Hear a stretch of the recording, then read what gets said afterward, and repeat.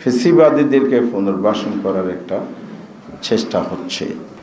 যেমন পঞ্চগড়ে আওয়ামী লীগের অফিস উদ্বোধন করছে বিএনপির এক নেতা, এরপরে মুন্সিগঞ্জ জায়গায় ঘটনা ঘটেছে, বিভিন্ন জায়গায় ঘটতেছে। তাহলে আমরা কি আবার সেই একই কায়দায় দেশটাকে নিয়ে যেতে চাই কিনা?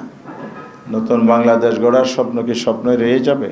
প্রতিশ্রুতি কি কাগজে কলমে থাকবে? জনগণের ভোট পাওয়ার জন্যই কি আমরা এই কমিটমেন্টগুলো দিয়েছিলাম? এটা জাতির কাছে একটা বড় প্রশ্ন। গণতান্ত্রিক বাংলাদেশ গড়তে হলে গণতান্ত্রিক আচরণ করতে হবে এবং ফেসিবাদের সাথে আঘাত না করে জনপ্রত্যাশার আলোকে গণতান্ত্রিক ধারায় আমাদেরকে রাজনৈতিক কালচার গড়ে তুলতে হবে।